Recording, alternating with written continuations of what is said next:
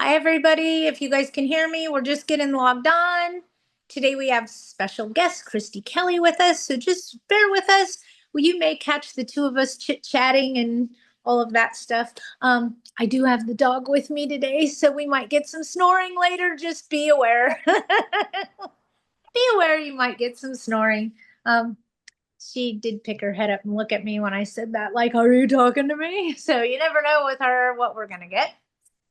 You never know. Um, it's funny, Kristy, a couple weeks ago, I didn't have her in the meeting. And so there was no snoring, no farting. And somebody's like, we haven't heard the dog all day. You need to send proof of life. I'm like, okay. She's right here, I promise. She decided to nap further away. All right, so it looks like we're getting more people on here. Here we come. They're just logging on. Oh, now we're getting a plethora of them. Everybody's alarm clocks might have went off at the same time. I put mine just to make sure, because I was out visiting clients and I thought, ooh, I don't want to miss this. We don't want you to miss this. We don't want you to. So you're out visiting clients today in what area? I was out in Riverside, but at the 9115 interchange. So pretty far out there. Oh, yeah, okay. Yeah. 91 and 15. Right Great there. Sarah's Regis area. Yeah, I got you. Yeah. We all relate it to Sarah's Regis buildings. Don't ask us, you guys. It's pretty odd. There's a brand new build. You know that new high rise going up at the 215-60 interchange? I think it's called Grove, is a Sarah's Regis property. Have you But they're taking management. Have you been up to the high desert lately? I have not. I'm going to take a jolt up there next week. What's up there that I missed? When you get up to the top of Cajon Pass, make sure you make an immediate left-hand turn with your neck and look at where they put in Warehouse Row. And as you're driving, make sure you pay attention to the right side of the freeway and all the vacant land that has now been purchased for multifamily dwellings. And we see more and more of them going up. There's a brand new Greystar built up there recently. Yes. ICI actually purchased some land in Highland for a senior building that they're building. Yeah. Okay, so if you guys are just logging on, welcome. It's myself and one of my best friends in the industry, Christy Kelly. And yes, I can say that. We can laugh with a smile. We have stories for days, you guys, for days. Put the two of us together. We will make you laugh till you cry. You will spit your drink out of your nose. I promise. We are a lot of fun. Don't put us together in the same room. You never know what's going to happen. I don't know what you're gonna get. I may get my car stuck on a pole. Patty may have to get me off. It was a hot mess. I ended up sweater. We used a sweater, you guys. A sweater. To get her car off of a pole where she high centered herself. That was the day that I forgot clean underwear and tried to blow dry them in the hotel. And then I couldn't walk right because they didn't fit right after that. We got stories for days, trust me. Put the two of us together. The podium, so she was nervous about that in itself, and she was walking a little funny. It was quite the fun trip. And we were in Ventura. Yeah, Ventura. Oxnard. Oxnard, that's where it was. It was really far. That's all I remember. It took me almost 3 hours to get back home.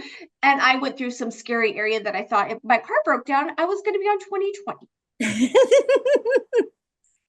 So everybody's logging on now. Everybody's alarm went off. It's noon. Welcome to Wednesday with Widget. We are live today with expert in the field, Christy Kelly, who has been with CAA. She's been with AGLA. She is one of my best friends in this industry. And like I said, we got stories for days. We can make you guys laugh forever. It looks like everybody's joining now, so I'm just keep logging them on. Christy's going to talk to us about trends in the industry right now, leasing trends, and she's going to talk to us a lot about what's going on in corporate America.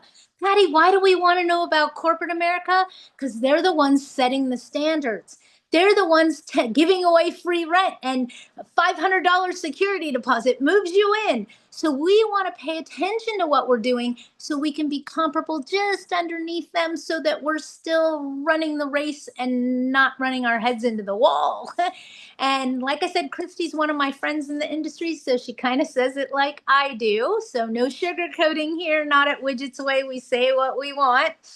And if we believe that there's some bureaucracy and bullshit going on, we actually say that. So, Christy, welcome. I will give you the floor. You can chat with me and we'll answer questions as they come in, you guys. So please feel free to ask them. Welcome, everyone. I'm super excited. Patty and I haven't done something together in a couple years, so I was super excited to get this invite. So I do work in sales. I'm out visiting clients all day long, all the time. The one thing that I am hearing is a lot of the managers that I chat with can't even afford to live in the buildings that they manage. So I feel like maybe we need to pivot a little bit with our rental criteria. In some of the larger buildings, their rental criteria, they want the applicants to gross 3 times the amount of rent. If rent is sitting at $3,000, I can't even afford that. So there is a lot of managers who are running these buildings who can't even afford to rent a 1-bedroom at their building. In Redlands, we have a brand new construction that went up. Now, keep in mind, with brand new construction, they do not have to adhere to Civil Code 1954. So they're moving people in with concessions and they're jumping rents $400 to $500. So I feel that we need to go a little old school, keep notes, guest cards, depending on your database, write everything down.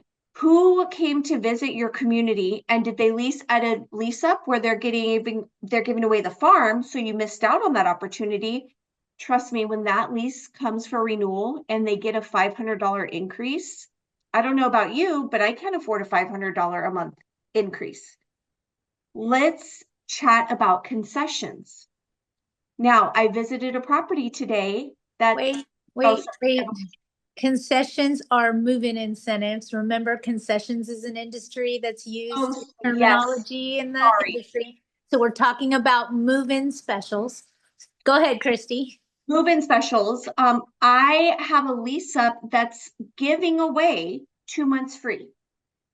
And you can take that 2 months free, or you can amortize that over the term of your lease. So what that means is they're deducting a few $100s every single month on that lease. So when their lease renewal comes, they're going to get nearly $1,000 increase.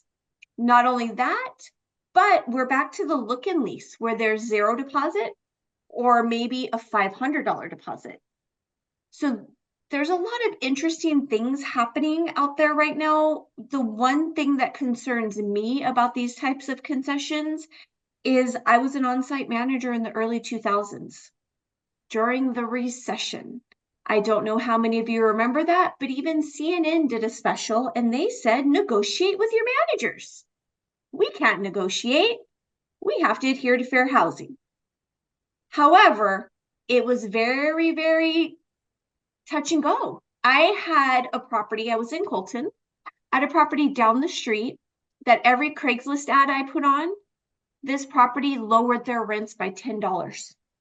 So every day I ran 8 to 10 reports because I lowered rents $100 on one unit every single day. I see that coming in the very near future. We're also seeing double digits in availability right now. We haven't seen that since the 2000 either. We're seeing these large mom and pops sit in the 80s occupied. Haven't seen that in a long time either. So there should be a lot of pivoting, I feel, right now. Who knows what this market is going to do? I mean, the housing market is cuckoo for Cocoa Puffs. It's not just the housing market, it's the entire economy. Remember how much it cost to buy a 2x4 before COVID? Now look at it. Right. I mean, it's bullshit. I mean, I was even looking at purchasing a mobile home, y'all. A mobile home. Do you know what space rent is? $1,500 a month. I might as well buy a house and be house broke between a mobile home payment and space rent. Space rent, $1,500 a month. That's okay. Let me get one for you. Okay. I have a friend and she may be in here, so I got to be careful what I say. She was given the opportunity to buy a yacht that was moored in a boat slip in Newport Beach. Oh, uh-huh. Oh, uh-huh. And she was given a great deal on this yacht. It was like a $20,000 yacht, and she was going to get it for $10,000. So she asked me some questions because I fish. But that wasn't my concerns. My concerns were, why don't you call the marina and ask them if they're subject to rent control? Because the second ownership changes, that $700 slip is going to go to $3,200. Watch. And she goes, what? And I said, yes, marinas and floating houseboats now have rent control. Welcome to California. She called them, and guess what? Sure enough, $3,200. It was $7,000. Yeah, it's crazy. Is there anybody on this call that manages mobile homes?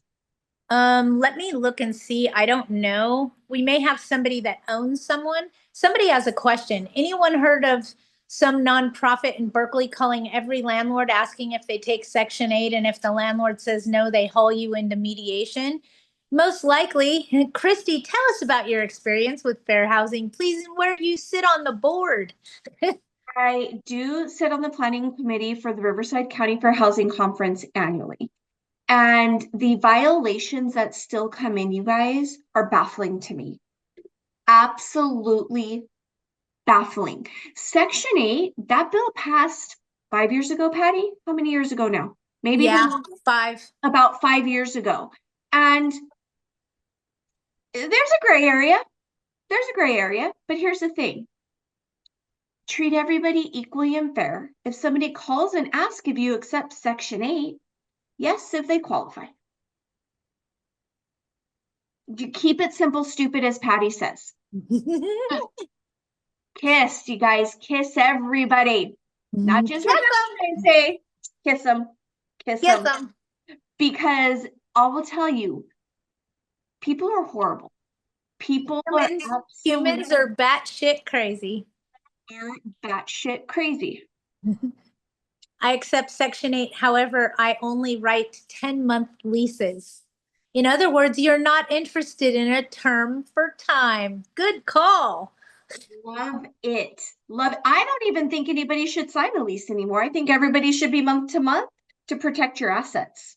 I understand that leases help you kind of close the back door, but it really doesn't. If I don't like you, I want you to move tomorrow, not in 10 months. We used leases to help protect us from something that was going on in our industry about 30 years ago, where tenants were moving in, staying there for 30, 60 days, and then moving right back out again. So we were like, oh, let's lock them in for time. We don't have that problem anymore. Yeah. You lucky folks outside of LARSO. No, it's not that way anymore. RSO does require a 12-month lease. So does the city of Santa Monica. So do certain entities. Most of those entities are inside LA County. So that doesn't mean, you guys, don't just assume that it's LA County. Everybody is consistently peering over the fence. San Bernardino City 2 years ago tried to pass a rent control ordinance in San Bernardino City. So it's everybody peers over the fence to see what the shit show's happening in LA, because it's a shit show out there for you guys. It's absolutely horrible. I was a director of training for a management company that the majority of the portfolio was in LA during COVID. Hi, we spent a lot of time on the phone that year. Yes, we did. And we had a building in LA City that a pro tenant group went around to every resident and told them they didn't have to pay rent. It was okay. Nothing was going to happen to them. Gave them postcards. Yes, mind them, highest rent in that building was $350. $350. Everybody in the building stopped paying rent, but they sure had nice cars, sure had nice furniture and televisions all of a sudden. So yeah, LA is quite the shit show. Can we tell a Section 8 tenant that I'm not interested in a term for time up front? Christy? I would not, but it's your business. I only do a month to month. As long as you are equally and fair, straight across the board with everybody. So you can't tell a Section 8 applicant that, but allow other people to do a 10-month lease.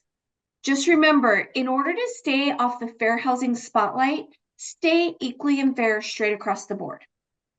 Everybody is purple. I don't care if you want a 12-month lease, 10-month lease. I only do a month to month for everybody straight across the board. You just have to stay equally and fair. But even when you have a 12-month lease at LA, it defaults to a month to month. You're correct, Miriam. Everything goes to a month to month after that term is over. What we're trying to say without actually saying it is if you don't accept a term for time and the municipality that you're in doesn't require it. Let me give you an example. Let's take the city of Hawthorne. Why? Because I grew up there and I know that city pretty damn good. Okay. City of Hawthorne. You have a property in the city of Hawthorne, and we know we're not governed by RSO. We're not governed by DCBA. We're not governed by anything but statewide rent control. Okay. So that's what governs us in the city of Hawthorne. So in some instances, we are able to maneuver through that and go through it because we're not required to do a 1-year lease at Hello in the city of Hawthorne. And I'm giving you an example. So if I may be arguing with my husband and maybe looking at a divorce in the near future, I may not be interested in a term for time. See Christy nod her head? See how her eye is not twitching? If I was saying something she didn't like, her eye would be twitching, her head would tilt sideways, and we'd all be hearing about it, trust and believe me. We went to a class one night where somebody stole my material off the internet. And I said, hey, Christy, you want to go have some fun? And she goes, yeah, let's go. So this guy's teaching this class. And one of the things he says is, okay, everybody out there, don't rent to single moms with 3 kids because you know they can't pay the rent. Christy said, and I'm like, I'm a single mom with 3 kids, Christy. He's attacking me. And she's like, do you want to leave? And I'm like, we need to leave now. It was funny. My knee was hitting the table because it was bouncing so bad. And the guy next to me was like, are you okay? I was like, no. And then we got up and left. And the whole audience followed us. Yes. The things that came out of this gentleman's mouth were baffling. They were baffling. But also remember, you guys, occupancy standards. 2 + 1 is our general practice. 2 per bedroom, 1 per living room. Now, Patty, what happens if I have no occupancy standard? What does the code state? Then California's building safety code applies, and that's 9 persons for every 690 square feet. The industry standard is just that. It's a standard. It's not the law. Rental criteria. Make sure you all have rental criteria in place. And that's where you put your occupancy standards. That's where you put your gross to income ratio. You could put your lease terms, everything there. So that way somebody can't come back and say, I didn't know that. Well, I gave you the rental criteria when you applied. Christy, can you talk to us about more ways to upgrade our unit, make sure we're offering apples for apples, and creative ways to get our unit rented over someone else's? Remember the apples to apples that Patty mentioned, you guys. I see a lot of times when I'm out visiting clients that there'll be a building where they're renting a 1-bedroom for $3,000 and it's 900 square feet. Where down the street, a 1-bedroom is renting for the exact same price at 1,500 square feet. That's not apples to apples. They're going to go down the street to the larger unit. Now, make sure when you're doing your market surveys, you ask if the patio is included in the square footage. That will help you stand out because sometimes these buildings say they're 1,300 square feet for a one bedroom. It is only technically 1,000 livable space. So know your livable space, that sets you aside, and do little upgrades. It doesn't have to be anything big. Put the Nest thermostats in, little things. Stop cleaning that carpet. Spend the money to replace that carpet. You can inch up your rents that way. You really have to look at your competitors and compare the apples to apples. There's a lot of times, again, the new build in Redlands is right down the street from a seasoned property. They were trying to compete with rents, but the new build is basically a property out of a magazine. You have a rooftop, you have the pools, you have all of these amenities that the seasoned building does not have. So it's not an apple for apple. Don't look at Zillow to see what Zillow tells you your rents are if you haven't done any upgrades to your buildings, especially in LA right now, you guys, you're going to get in a lot of trouble. Be careful. Tread lightly. I think we're in a state of an emergency anyways. Till March 8th at this time, but then 30 days thereafter, according to law. Tread lightly with that stuff and just little upgrades. Know your building and know what makes you stand out. Maybe you don't have washers and dryers, but the building down the street does. Know when your laundry areas are not that busy. And I used to joke with people and say, why not do 5 loads of laundry in an hour versus taking 5 hours to do 5 loads of laundry? It's just pivoting and selling your product because you are the best out there, no matter what your competition is. Okay, wait a minute. Did you guys all hear how she utilized a laundry room to the advantage of, hey, there's 5 washers and 5 dryers in here. You could do 5 loads of laundry in an hour instead of taking 5 hours to do 5 loads of laundry. So she's giving you tools to help you when you're out there marketing and selling stuff. Listen to her. She's the guru of walking through a property and selling you an upgrade and selling you an amenity. So talk to us about different things we can do to help attract attention to our community, like offering, I know corporate America is doing crazy stuff right now. You said it yourself. You're down to $100 moves you in. Yes. And I will tell you guys what makes my eye twitch is your marketing window. If I'm coming to your property and there's trash everywhere, why do I want to live there? And if I go to an office and it's 10:30 and the sign says 9, or if here's another good one, my daughter just moved back from Washington and we toured a lot of buildings that were self-guided tours, old school. I'd rather have somebody show me my new home than have a self-guided tour. 2 of the buildings we went to, we couldn't get in. 3 of the buildings that we were able to get in were disgusting. Absolutely disgusting. The molding on the bathtub was peeling off. I'm a weirdo. I slid my hand across the counter and was full of dust. Your unit should always look good, feel good, smell good. If you walk in and you smell a stench, I promise you, I will smell that stench tenfold, probably as we're walking up. So Febreze. Febreze, plugins. I used to put a little old school radio. So then when I had a unit that I was trying to showcase, if I have a unit, I'm going to showcase the longest standing vacant because I need to push that. I need to get that revenue. I don't need that vacancy loss. I need to get that unit off the market. Go in there and Febreze. Go to the dollar store and get some cute little towels. You don't have to spend a lot of money. Put a few little things out and you could save that stuff for your next vacant unit. Yep. One place setting sitting on the counter in perfect color symmetric, which matches the vase and towels you just put in the bathroom, which matches the kitchen towels. And now everything flows in the whole house. And before you know it, a girl's going, oh, I don't like that place setting. In fact, I do different color. I put red in here and now she's placing furniture. See how that works. And you could walk them through. Where would you like to put your sofa? How are you going to set up your bedroom? Is there enough room in this bathroom? What are your thoughts? Patty, did you see the question about do you take UCLA students? Answer the question, Christy. Go right ahead. We accept all that qualify. Respond to the email with we accept all that qualify.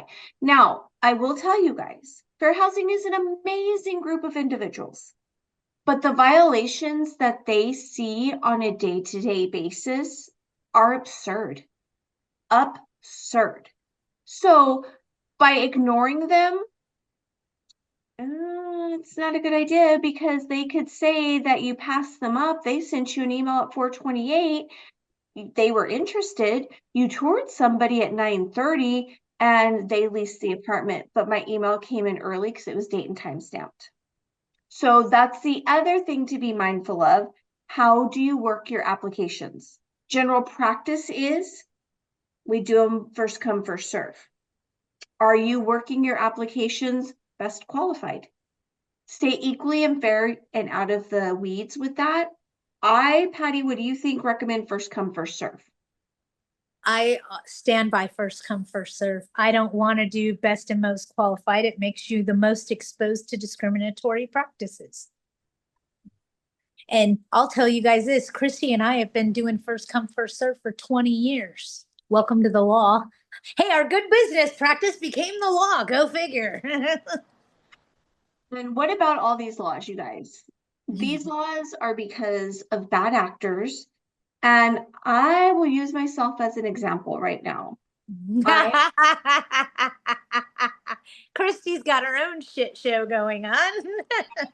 And the funny thing is you never know your audience. You treat everybody the same. I didn't have that experience. I chatted with a realtor who was going to represent the owner of the house I'm renting and let them know that I was interested in first-time buyer programs. Didn't say what first-time buyer programs. I could do FHA, 3% down, first-time buyer.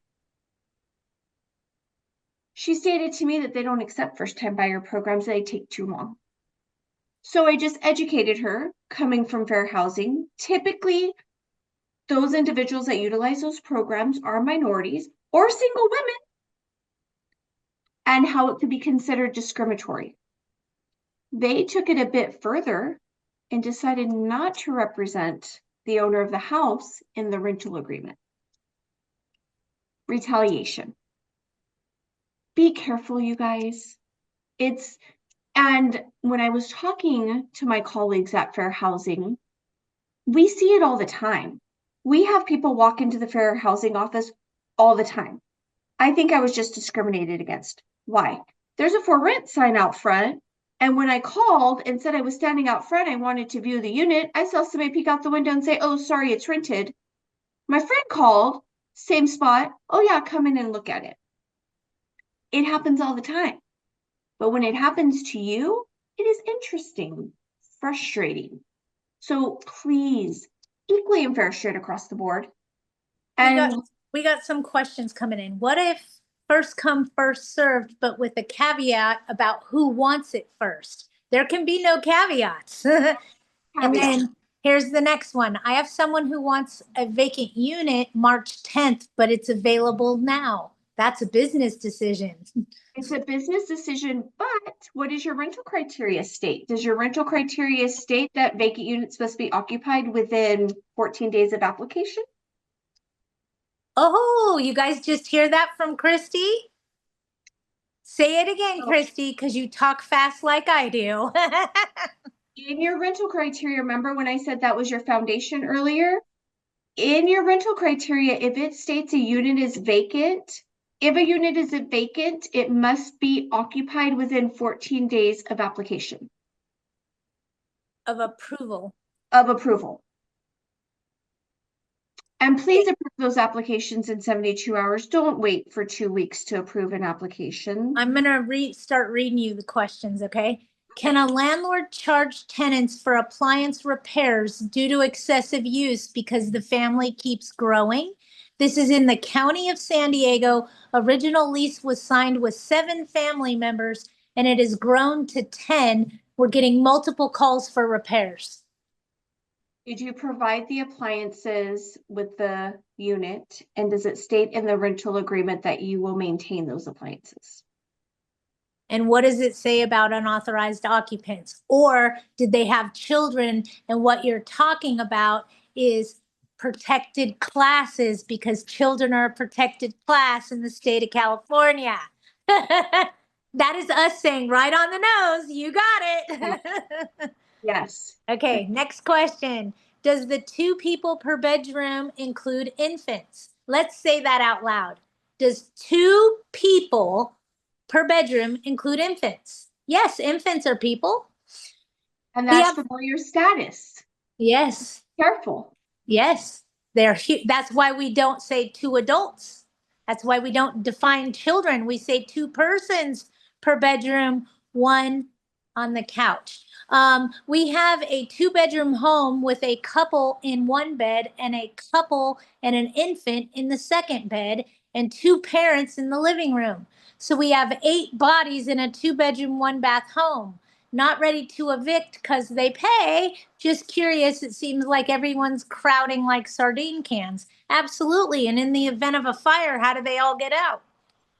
At your rental criteria, what does your rental criteria state? If you have nothing in writing, It has to be on the criteria. And where else, Christy? the lease and application. Yep. So it doesn't have to be on the application. It has to be in the criteria and on your rental agreement or your lease, what your occupancy limits are. Yes. I am taking my tenant to small claims for unpaid rent that is from 3 years ago. If I win and get a judgment that she does not pay, can I evict her? No. You have a money judgment against her for non-payment of rent. You can garnish her wages, potentially. That's about it. And if she doesn't meet the medium income, blah, blah, blah, blah, blah, then you can't garnish her wages. What does everybody charge for application fees? And holding deposits. I do feel that there's going to be something on the horizon on holding deposits. Okay, and what do you feel it is? I feel that they're going to mandate that it's 200 or 500. They're going to meet it somewhere because right now it's all over the board.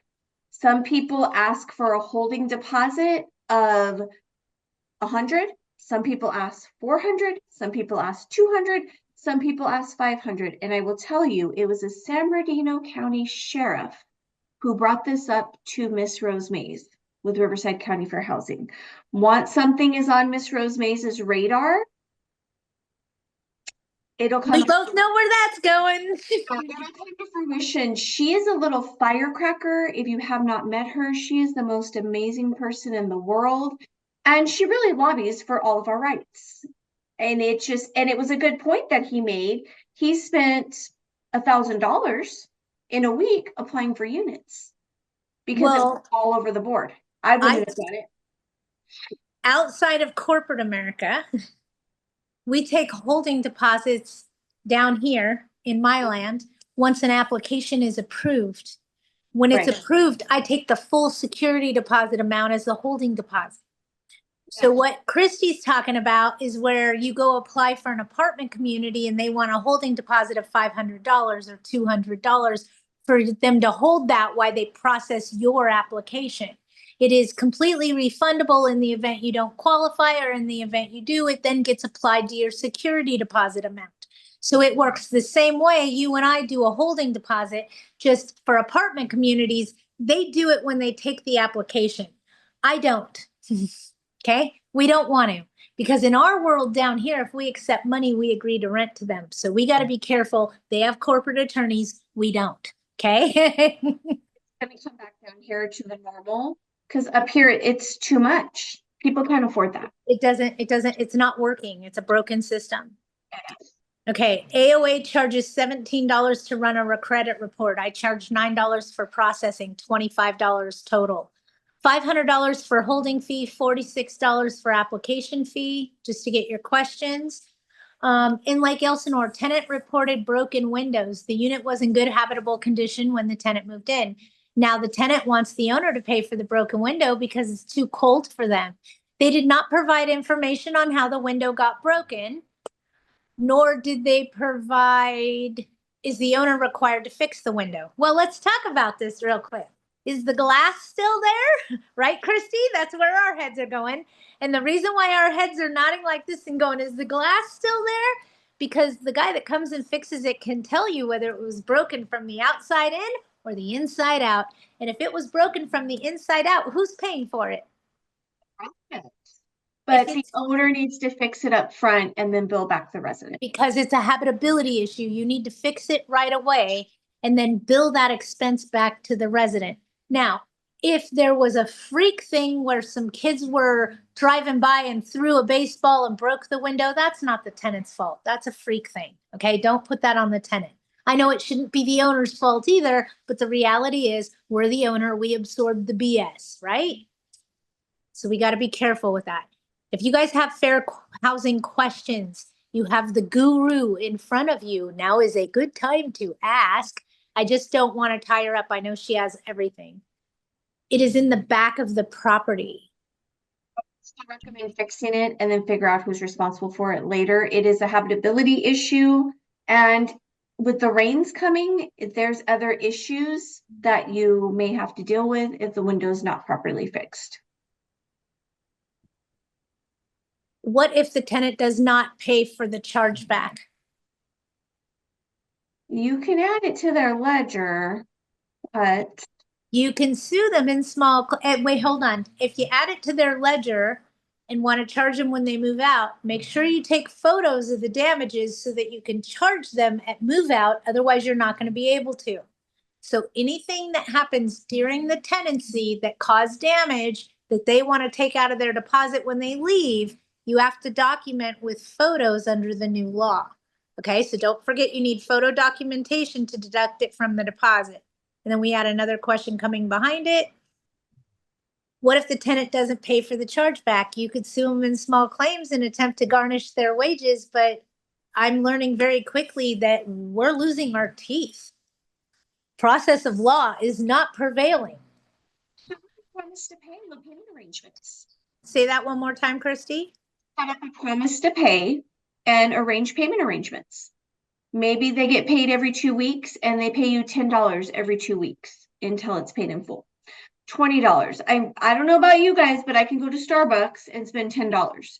So if you set up something reasonable to show that you're trying to work with them, good cop, bad cop, it'll make them not feel like we're attacking them, that we're willing to work with them to get the monies back. Just had this open, broken window, tenant's fault. I paid $150 to fix. Tenant sent me $150 to Zelle same day. Perfect. I call that good management.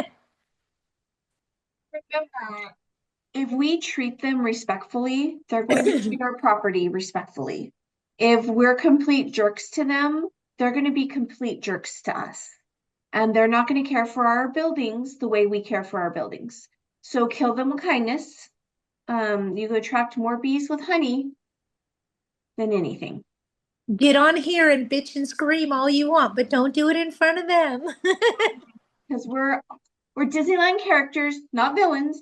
Disneyland characters, and we smile all the time. All the time. And then we say thank you. You. Thank you very much and have a nice day. Hey, you all, I gave somebody a bag of candy because I'm in sales. I hand out tchotchkes. This individual tossed my candy back at me. So I very politely picked it up, said, thank you, have a great day. Got back to my car and said, I really hope that bee wants some chocolate at 2 o'clock, because who doesn't want chocolate at 2 o'clock? And she's going to crave the bag of chocolate she just literally tossed back at me as if I was a peasant. People are hateful. We don't have to be hateful.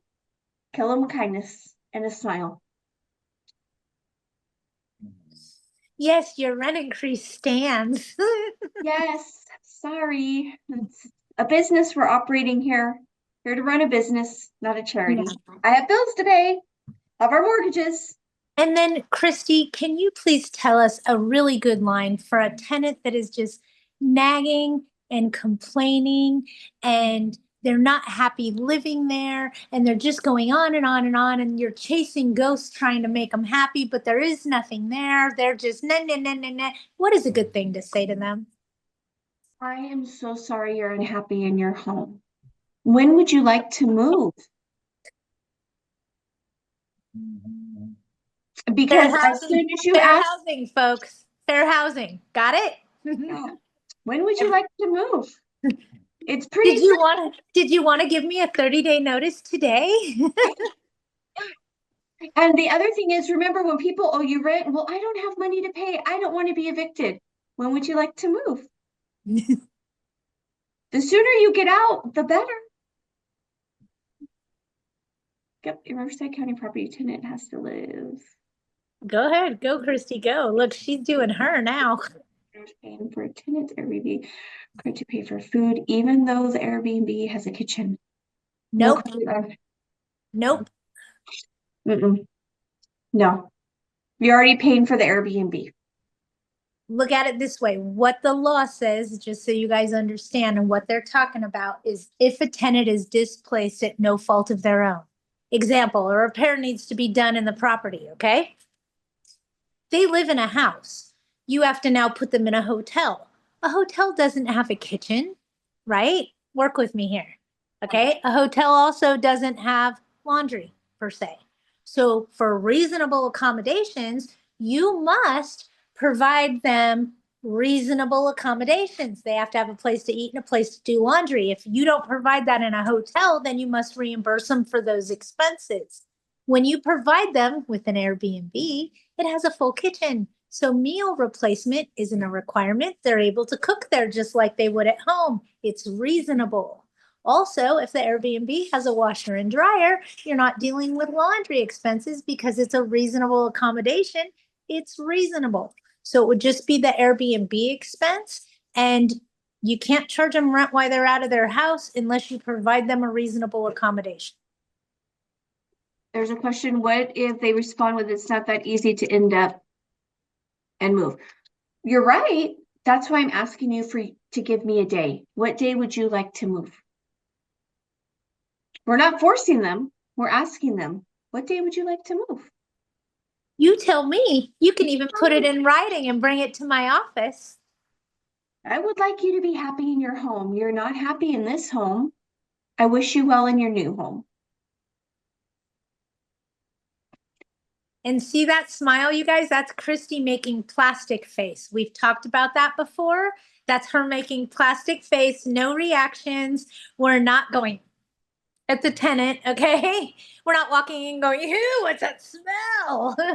No, it's plastic face. And that's what she's doing right now. She's teaching you. Right? We learn, and you guys see me do it too. It's plastic face where we don't comment. We just do this a lot. And that's us doing plastic face. We've already answered you. We're not diving deep into it. And it works well. Hang on, we got more questions coming.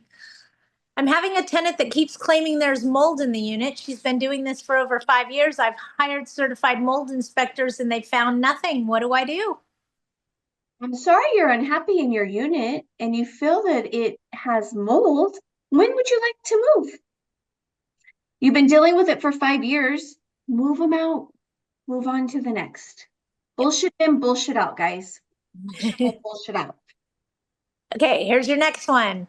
I did that. I provided a place in Manhattan Beach with a kitchen and a free breakfast. They complained that they had to pay for internet, and we don't even provide internet in our community. Exactly. So I'm sorry, it was a reasonable accommodation. It was apples for apples. I provided a tenant an initial inspection form. They did not return it. Yesterday they texted they want to do it this week. Do I need to get it in writing signed by the tenant? Not necessarily, in my opinion. They reached out to you and told you they wanted to do it. So now just schedule the pre-moving out inspection at least 2 weeks prior to them vacating. That way you're giving them an opportunity to rectify any issues that you may see. So And they painted a wall black, they need to paint it back to the same condition you gave it to them in. you need to give them this list of what they need to do in writing. This is where carbon paper comes in handy, folks. We all laugh about it, and I still carry it in my construction clipboard. I'm sure Christy still has some. You know that old school carbon paper that's Amazon. You can buy it on Amazon. It's expensive. It's like $5 a sheet, but a sheet will last you 5 years, and it's well worth the investment. Because now when you're at the property and you're writing a list of what they need to do to fix it to get their deposit back, you can give them a copy. Okay, I see other questions coming in. Do I have to do it at the inspection? Do you have to do what at the inspection? Give them a written list? Yes. If you say, when would you like to move? What happens if they accuse you of retaliation? That's not retaliating. You're asking them a question. You're making an accommodation.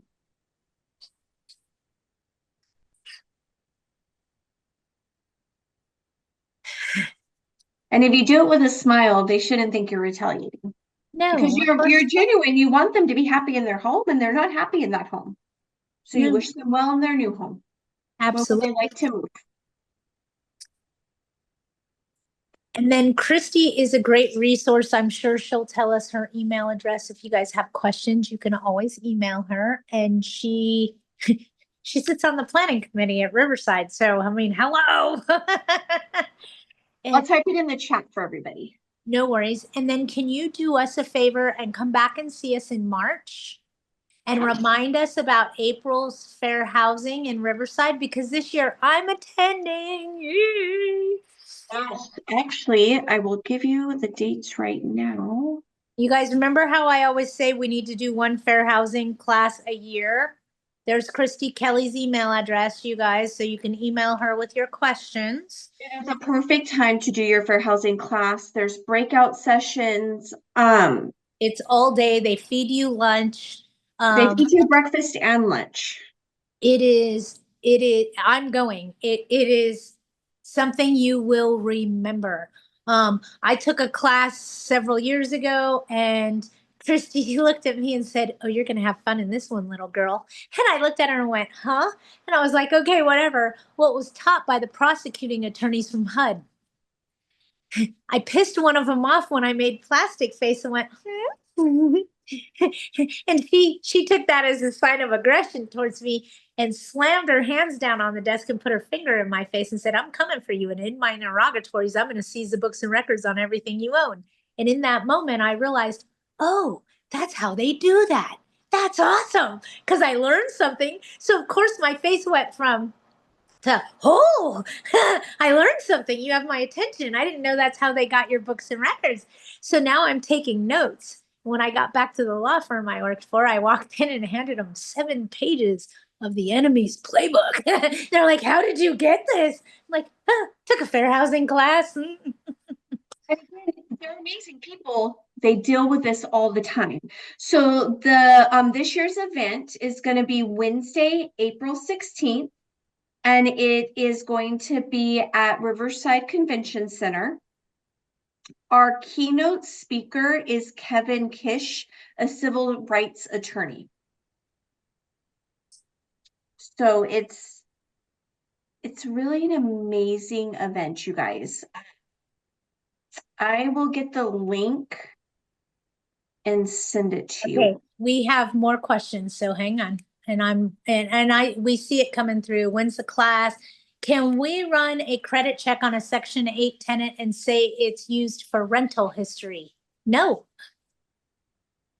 Absolutely not.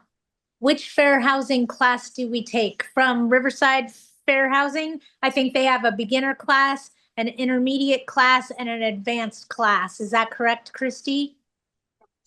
Actually, now we only have intermediate, beginning, and advanced. So if you've never taken it, I recommend doing the beginning and then next year taking the advanced. The advanced, if you haven't taken the initial, is very overwhelming.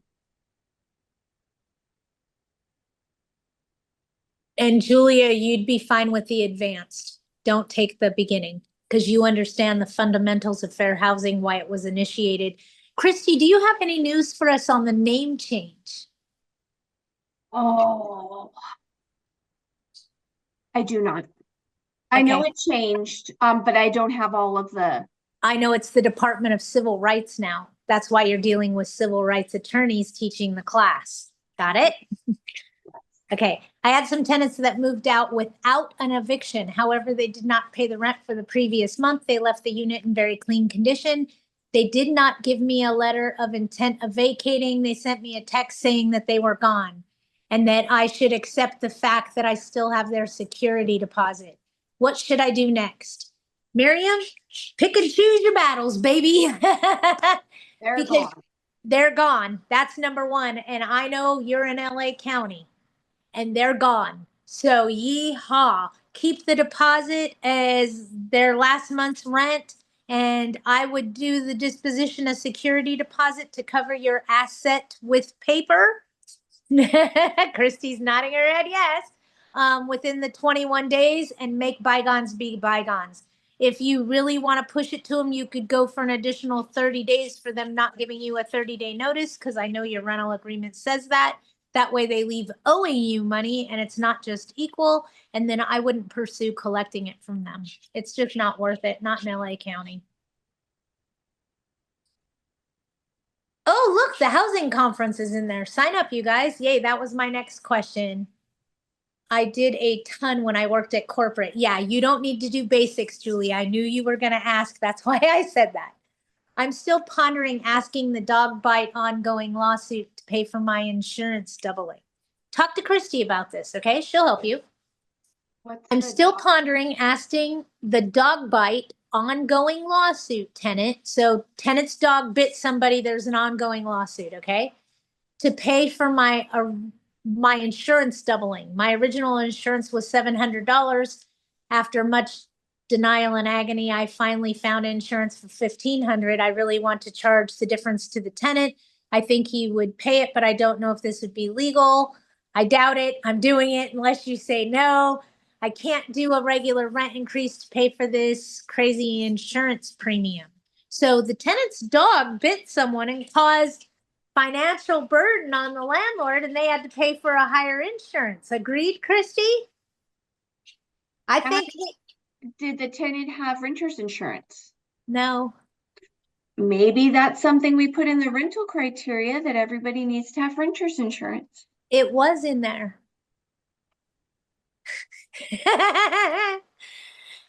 The story will make your eyebrow twitch, Christy. I'm feeling. Anyone in LA City, Chris is encouraging you guys to log on to the AGLAs to decide on the eviction moratorium defense. You guys, what Chris is talking about is they're trying to say no evictions for 12 months in LA County. Okay? George Clooney is not being evicted. He's the one affected by the fire. Okay? This is all bullshit of the gimme-gimmes with their hands out. So AGLA's begging anybody that can attend the city council meeting on Friday to go and speak up as a landlord saying we can't afford this. The people that were displaced by this fires are of medium and high incomes and have resources and have insurance. They don't need a no eviction moratorium. So and Dan, and they work so hard for you guys. Dan has worked very hard and they're lobbying consistently. So definitely support them. It's ridiculous. I should reach out to him and see if he has Beachfront's contact to see if Beachfront will attend. Yeah, he says people are asking, should I attend the conference if I live and own in LA County? Absolutely. Absolutely. Look at it this way. They're about to tell you you can't do evictions for 12 months. It has nothing to do with the fire. It's bullshit. And fair housing is fair housing. It's national. So it doesn't matter if you attend fair housing in LA or Riverside, it's all relevant. They are debating and voting for a year-long moratorium for the fires at Friday at the city council meeting. Those people don't need our help. They're rebuilding. Yes. And furthermore, some of them are already selling the properties for thousands of dollars for asking price. Do you really need a moratorium in place? No, it's just more bullshit that they're Well, check trying. check this out. My cousin lost her house, and I can never get my A's straight. It's either Altaloma or Altadena. Don't quote me, but that's where she lives. Okay. That's where her house is. Well, 5 houses in her whole neighborhood survived. She's the only one on her street. Okay. So now the big question is, does she want to live in a construction zone for the next 3 to 5 years? Because that's what it's going to be. And then the other thing that comes into play is what happens 10 years from now when she owns the oldest house in the newest neighborhood? Are you saying that everyone should take a fair housing class? Or are you saying we have to by some law or regulation? So let's answer this together. See Christy tilt her head? You see that? That's her going, yeah, there's 2 answers to that question. Number one, you should if you're a landlord, because look at it this way. It's what's going to come at you if you do something wrong. Don't you want to know what that is so you don't do the thing that's wrong? Oh, yeah. Okay. Number one. Number two, is there a law or something that says that you have to? It depends on if you're a licensed real estate broker working under a sales agent, have sales agents working for you. It may be a requirement if you're managing property for profit. And the biggest place you're going to find it is being a requirement is in your owner's operation manual for your property management company, because you being recertified every year is what's going to help that owner and broker avoid a fair housing lawsuit. And we do get broker credits. So if you are a broker and you need your continuing education credits, it does apply. And it's simple. We have a builder who, I don't know, maybe 15 years ago, built their new building in Redlands. And at the time, I worked for rent, and they said, hey, I know you work with fair housing. I know you're a certified fair housing trainer. Can you please come tour my new leasing with my new leasing agent? Sure. This gal started the tour by saying, let's walk this way. I started twitching just a little bit. And then she said, this is where singles mingle at the pool area. I couldn't even tour anymore. I had to stop her. I was done. Those are words we cannot use. Now, let me ask you all a question. If you have a second-story vacant unit and I show up in a wheelchair, are you going to offer to show me that unit? Absolutely. And Absolutely. what if I get out of that wheelchair and walk up those stairs? You'd be surprised how many people say, sorry, can't show you the unit, you can't get up there. Housing violation. There's an online application to attend the fair. Is there an online option to attend the fair housing meeting? Not this one. However, if you go through AGLA or CAA, both apartment associations, you can attend webinars. You guys understand that she used to be a trainer for the CAA and for AGLA. Yeah, she's like another me, just taller. Which is very funny when you put the two of us together and we have heels on, because Pat comes to about here. Yeah. I can rest my arm. Yep. Yeah. But watch out, put the two of us together and we are dangerous. And the pterodactyls will come out of thin air and do weird things to us that we can't control. So how do you ask a person in a wheelchair, a second-story apartment building, without violating any law? Would you like to see the unit? We're going to head up this way. That's all you got to say. And you would be surprised. I've seen people get out of wheelchairs and take it step by step by step. They pull their wheelchair up, they set it up, and they get up there. There are some people who prefer to be on the second story regardless. Do you know why? Because there's nobody above them. And it's not our choice. Remember, we're here to run a business. We're not here to worry about the logistics. If somebody in a wheelchair rents a second-story building and they're occupying it, How they get up there is not our problem. not our problem. Less is more. If they establish a rope pulley system over the side of the balcony, we're going to go tell them they need to remove it because that's a health and safety issue. Correct. And we're going to do it with a smile on our face because we're Plastic America. Money delivers, Walmart, Target, Instacart, you know. COVID made us lazy, I will tell you. I'm very lazy. I don't go to the grocery store. I save money, you guys. I save money if I don't go in the grocery store. How many of you go into Costco with a list and then you walk out hundreds of dollars later? With all that add-on stuff we picked up. We don't pick that up when we use Instacart. No, when I shop at Walmart.com and they deliver it to my front door, I don't see all the candies and all the cute pajamas and the nonsense I don't need that I spend money on. You know, it also messes me up because I don't get the little tchotchkes they always have by the register that I need. Like, oh yeah, I needed this and I needed gum and that's a you problem. You probably power shop. You know what? You can get gas delivery. Did you know that?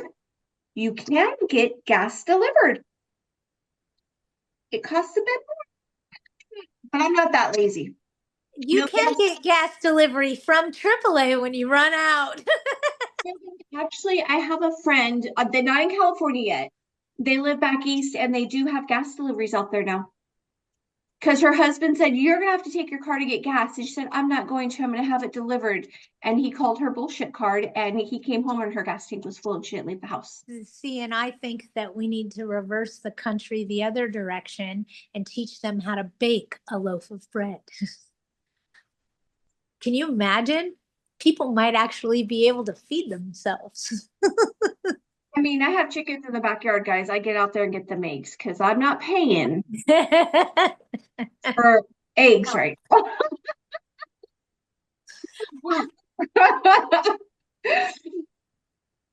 right, hang on. We got more questions. I got propane delivery, so why not gas? But do you have a grain mill, Patty? No, I don't have a grain mill.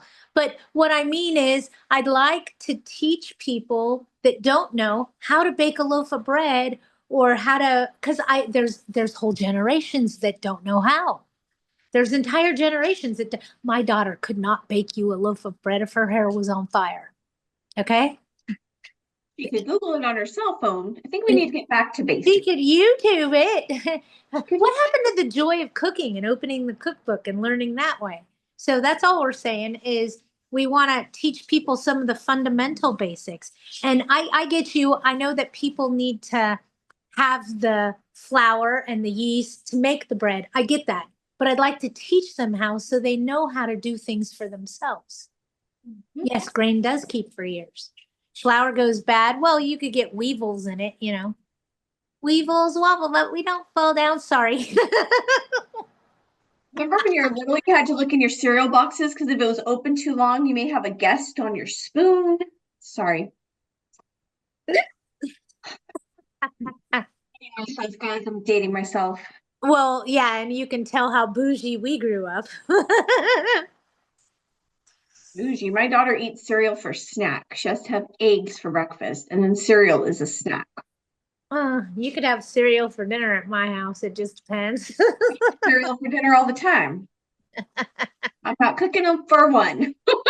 Hey, if you don't know how to make hobo stew, you don't know. Just so everybody knows, hobo stew is made with top ramen, frozen vegetables, and whatever meat you have. Hobo stew. Delicious. Hey, we were young. We needed the money. You guys, please, if you can join on Friday with AGLA, everything that we can do to stop this 12-month moratorium from moving forward. The gimme's got both hands out, and we need to make sure that we stop that. I mean, it's just ludicrous. There's no need. It's ludicrous. Completely ludicrous. So if you're available and have the capability, please do that. I know that you have a busy day, Christy. Hang on, I see one more question. Is there a way to do live public comment from home? I don't know. I don't know either. I have no idea. Not sure for their city council meetings. All right, you guys, thank you, Christy, for joining Thank us. you. Thank you your for knowledge. having me. And I will have you come back when I'm going to guess in about 6 months, we'll want you back, Christy, so that you can tell us what other things we can do to get our vacants rented. Now that we know that corporate America is struggling and offering $100 moves you in and 2 months free rent amortized over a 1-year term. I mean, that's going to give us some crazy rent increases once those lease terms expire, which is going to make it so they don't renew. And if you attend the Fair Housing Conference in April, Sydney, I see you're signing up. Find me and say hi. We usually set up a table, not at it a lot. Sometimes I have a coworker there, but definitely find me and say hi. Yep, and she'll be somewhere near me, but you'll find her before you find me because she's much taller than I am. I think I'm going to get a balloon for the next trade show that says she's over here.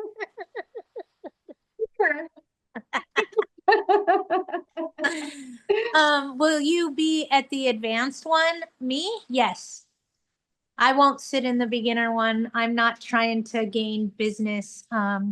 Most of the ones in the beginner one that I sat through are either beginner for property managers or homeowners that were required to take this as the result of their court hearing.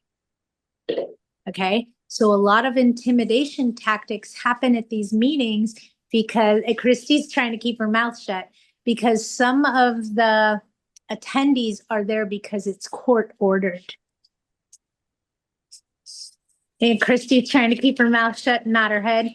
But man, I get the best education there. I took the beginning one and I took 7 pages of notes, 7 pages of notes, which was a playbook from the enemy because I took it back to our eviction attorneys and they were like, how did you get all this information? Take a fair housing class, you know, it works. The last class was ran by the attorneys.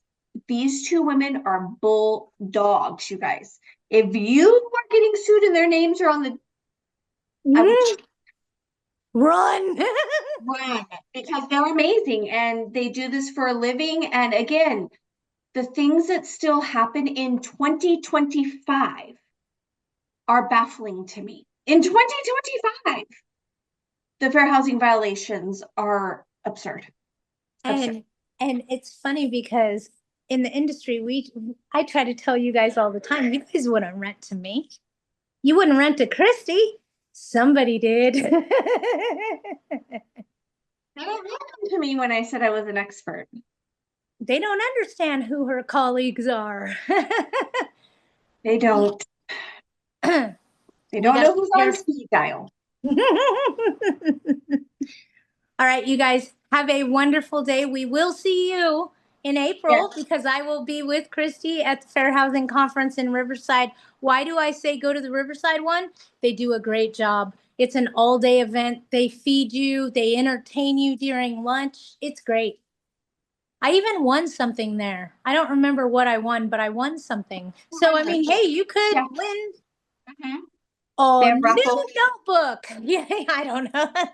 They have really nice raffles. We put together do. some nice baskets. All right, everybody, have a great day. Have a good day, everyone.